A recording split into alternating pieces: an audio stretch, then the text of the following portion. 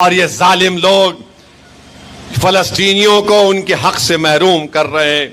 अगर तुम 3000 घर को तोड़ दोगे बुलडोजर लगाकर नेतन्याहू, तो तुम क्या समझ रहे हो कि हम खत्म हो जाएंगे? नहीं नेतन्याहू, तुम खत्म हो जाओगे। लेबनान में बमबारी हो रही है, पूरा साउथ बीरूत, जुनूबी लेबनान पर हजारों बिल्डिंगों को जमीन दोज कर दिया ये जालिम बिन्यामिन नेतन्याहू। और दुनिया कुछ नहीं कहती है।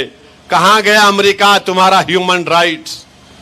कहां गया मगरबी दुनिया तुम्हारा ह्यूमन राइट्स? नमस्कार, मैं हूं आपके साथ अनीता शर्मा। हमारी खास पेशकश में आप सभी का स्वागत है। ईरान और इजराइल में बने जंग जैसे हालात के बीच दुनिया की नजर उन देशों पर है जिनके इन दोनों मुल्कों से अच्छे संबंध है।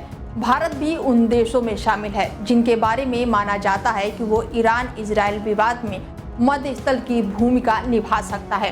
हालांकि इस जंग के बीच कई तरह के बयान भी सामने आ रहे हैं। बता दें कि AIMIM के प्रमुख असदुद्दीन ओवैसी ने इजराइल के PM नेतन्याहू पर विवादित बयान दे दिया है। असदुद्दीन ओवैसी ने कहा कि हम अपने वजीरे आजम से पूछना चाहते हैं कि इजराइल ने 40,000 से ज़्यादा फिलिस्तीनियों को मार दिया, लेकिन हमारे वजीरे आजम नेतन्याहू जालिम को कुछ नहीं बोलते हैं। मैं पूछना चाहता हूं कि हमारा देश इजराइल को हथियार क्यों दे रहा है। असदुद्दीन ओवैसी ने कहा कि फिलिस्तीनी में 70% फिलिस्तीनियों के घरों को तबाह कर दिया गया। 40,000 से ज़्यादा लोग शहीद हो गए, उनमें 15,000 से ज़्यादा बच्चे हैं।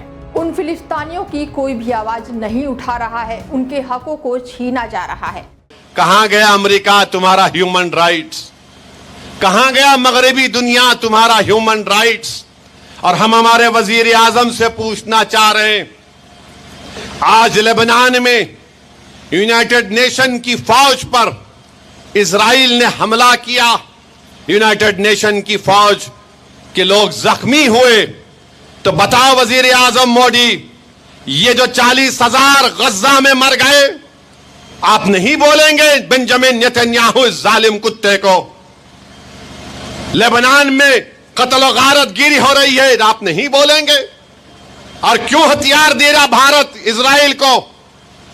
स्पेन ने कश्ती को रोक दिया था आज से 3 महीने पहले। इसके साथ ही असदुद्दीन ओवैसी ने आगे कहा कि फिलिस्तीनी अपनी जगह नहीं छोड़ेंगे, वो वहां उन जालिमों से लड़ रहे हैं। फिलिस्तीनी के लोग अपनी जगह और अपनी मस्जिदों के लिए लड़ रहे हैं, वो अल अक्सर मस्जिद के लिए लड़ रहे हैं। नेतन्याहू जालिम लोग, तुम खुद खत्म हो जाओगे, लेकिन फिलिस्तीनियों को खत्म नहीं कर पाओगे। अल्लाह इजराइल के मंसूबों को कामयाब नहीं होने देगा। बता दें कि इजरायली सेना ने दक्षिण लेबनान में संयुक्त राष्ट्र शांति सैनिकों के 3 अड्डों पर गोलीबारी की थी, जिसमें संयुक्त राष्ट्र के कई कर्मचारी घायल हो गए थे। इन हमलों को लेकर भारतीय विदेश मंत्रालय ने भी चिंता जताते हुए कहा कि ब्लू लाइन पर बिगड़ी सुरक्षा स्थिति से देश चिंतित है और उन पर बारीकी से नजर रखे हुए है। खास बात यह है कि 600 भारतीय सैनिक लेबनान में संयुक्त राष्ट्र शांति मिशन का हिस्सा हैं और वो इस समय इजरायली लेबनान सीमा पर 120 किलोमीटर लंबी ब्लू लाइन पर तैनात हैं। इस खास पेशकश में फिलहाल हमारे साथ इतना ही। देश दुनिया की तमाम बड़ी खबरों के लिए देखते रहिए डेली 24 भारत। नमस्कार।